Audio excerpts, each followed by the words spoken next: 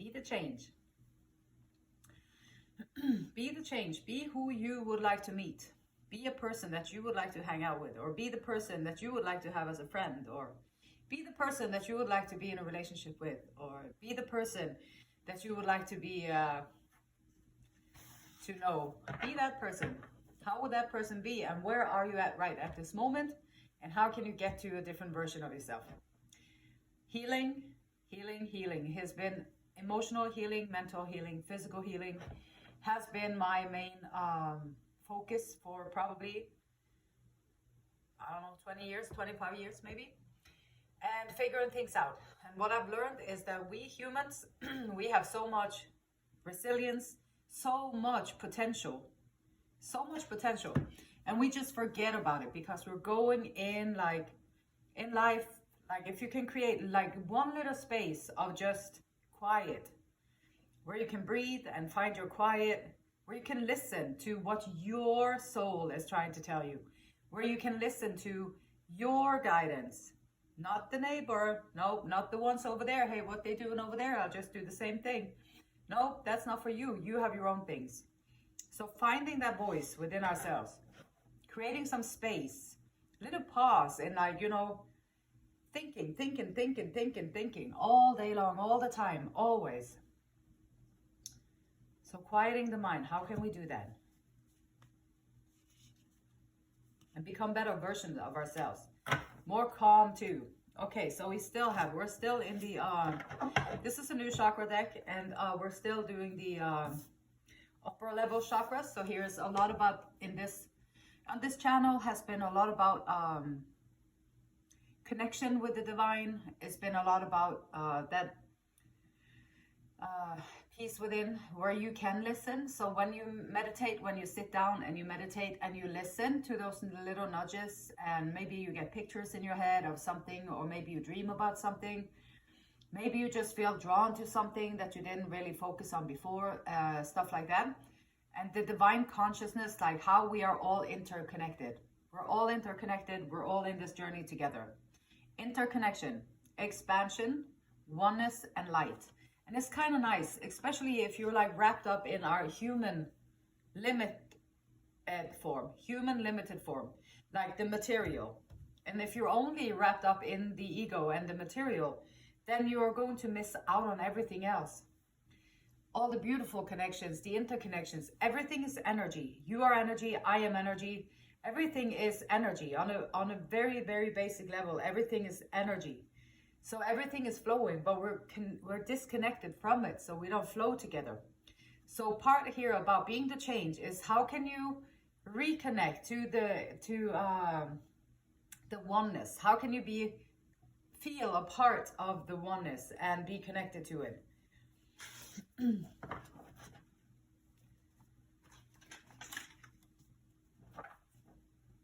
Esther and Abraham Hicks says, you have come to remember that it makes no difference whatsoever how anybody is flowing back at you.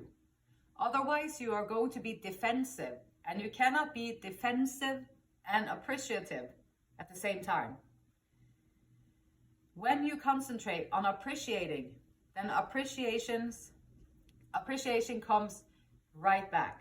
But you are really not looking for appreciation to come to you. You want the feeling of appreciation flowing through you. Energies, feelings flowing through, like gratefulness, thankfulness, not just the words that you speak it, but actually feeling the feeling of it, feeling the appreciation, feeling the thankfulness, allowing the energy to flow through you. Okay, so if we have a person here showing up as Knight of Swords,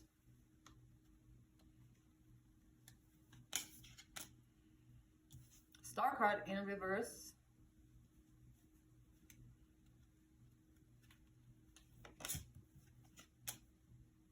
and Queen of Swords. Got Queen of Swords.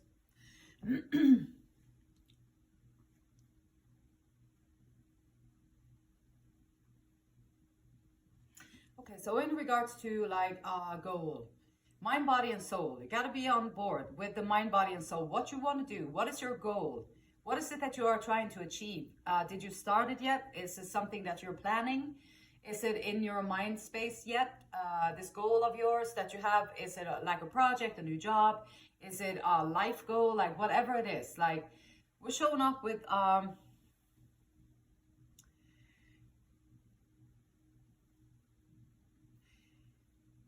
a lot of communication. So swords, communication in the mind space, a lot of thinking, a lot of action and thinking, and a little bit ruthless and cutthroat, which is all kind of matching up with the three-dimensional world that we have. Like with this three-dimensional world here, this is kind of like a quick communication. We're going to take action and do it now. We're going to do it quickly, and also we're going to cut everything cutthroat. We're going to do everything decisive, be very much on it, and have things happen in this 3D world. The Star card is more like about healing and having hope. After like dark periods of time in our life, we gain some kind of hope when you get to the other end of it, or like hope for a healing, hope for a change. Something happened, getting inspiration, wishes, and renewed spirituality. And so being all up in the mind space, being all in your mind, in your head, like appreciation, like appreciating the ability to heal, or appreciating the ability to feel, and appreciating. So someone here, like, or someone you know, like we all know people like this that are completely up in their head all the time, and they always be thinking about something, planning something, always logic, always strategizing, always up in their head some way or the other, and they're good at that, nothing wrong with it, but they're also kind of disconnected from the emotions and from the feelings and from the intuition and from the hope and the healing and the inspiration. And so part of being like here is that it's possible. It is possible to get the best of two worlds. Like if you are a good thinker and you have a sharp mind, you're a good communicator, you figure things out, you know how to think about things, you know how to do things, then you are in a very good place. And then how can you then be the change, or what can you do to kind of be even a better version of yourself? You can add something to what you already have. And so you don't have to take it away. You don't have to discard of it. You don't have to be ashamed of it. You don't have to, it's all good. Like it's all good to be able to think, to use the mind and all that stuff is all good. If you though, however, also learn how to find the peace and quiet and find your road, find your road in the stillness, like finding the peace and quiet and finding that inner voice that's going to guide you to where you need to go. And then you're also connecting with the oneness, with everything. So once you quiet the mind is what is keeping us apart from the oneness. Once you be thinking up in your thinking mind, constantly in the thinking mind, disconnected from everything else. So how can you find, or someone you know, how can they find a better balance between just being rational, thinking, and finding an inner stillness and appreciation of like peace, appreciation of feeling calm, appreciation of feeling more centered and connected within oneself?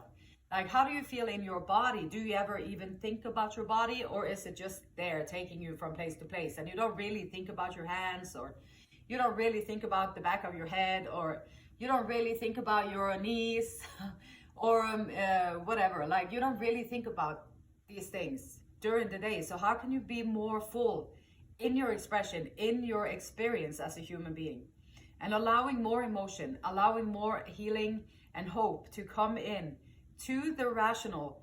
It's not going to take away from the rational. It's only going to add to you as a whole person.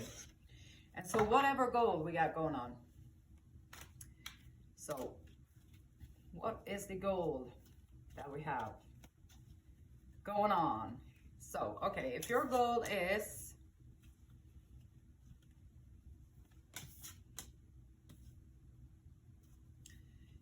okay.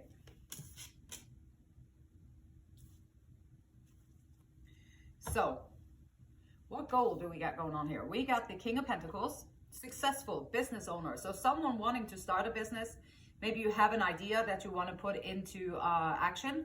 And you know, again, like back to the mind. So having the idea is, of course, essential. If you don't have the idea, how are you going to build anything? So of course that's very essential. But having the idea and having the mind to plan, to think it out, to figure out how to do, is going to allow you to become successful. But also, if you allow in not just the rational thinking mind, but also the passion, the excitement, like the feeling of it, really feeling it, now you're going to add just an extra dimension to whatever it is that you're starting up. So this is like perfect for any kind of goal that you have. Like, you're going to be able to start it up. You're going to be able to build it. You're going to be able to see what you need to do, how to manage your time, how to put your resources together to allow this goal to start to function in your life. So taking care of yourself first and foremost, mind. You're not just a head. You're not just a thinking mind. You're more than that. You're more than just a thinking mind. And that can be the first thing that you can be appreciative of today. So Esther and Abraham Hicks, appreciation, really feel it flowing through you. Oh, I'm so happy and appreciative that I'm not just only a thinking mind. Right, so you can start there, and then you're starting to open up. Just by doing that little thing, you're already starting to open up for the divine, for the expansion of you as a person, like being more connected, interconnected with everything, which makes a big difference. Once you experience the connection, you will know what it means and how different it is and how beautiful it is and how available it is at all times. But sometimes we just don't know about it, so we don't do it, humans. So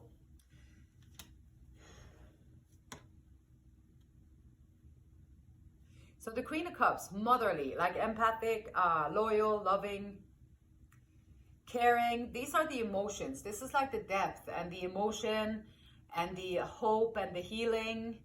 And this one is reversed too. So whichever energy I'm picking up on today is going to be,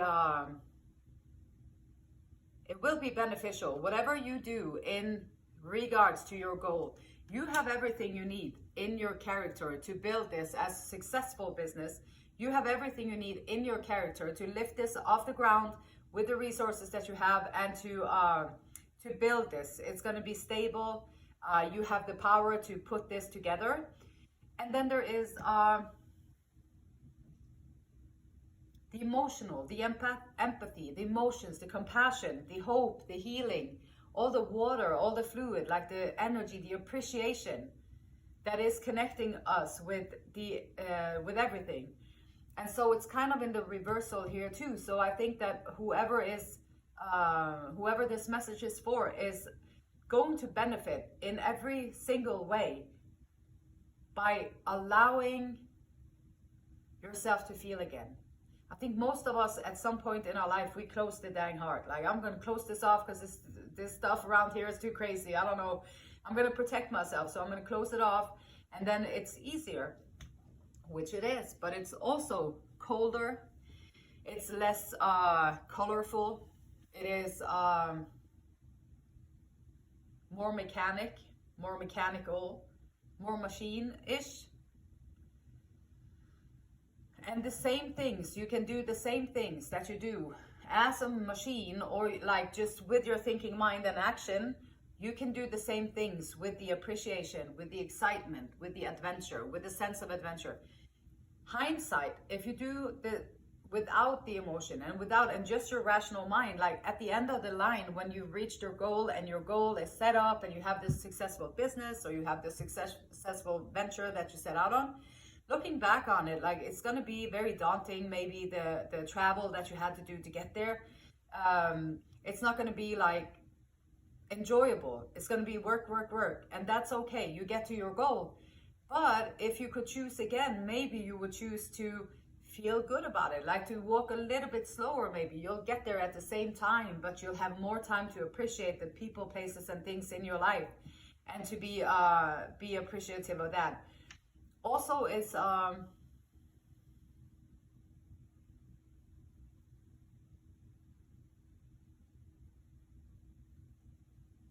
whatever goal you have, it's something that you're very passionate about. 10 of Wands is usually heavy burdens. It's you've been carrying this for a long time, and it's taking a lot of effort, willpower. It takes a lot out of you. And then so with the 10 of Wands in the reverse, your goal is going to be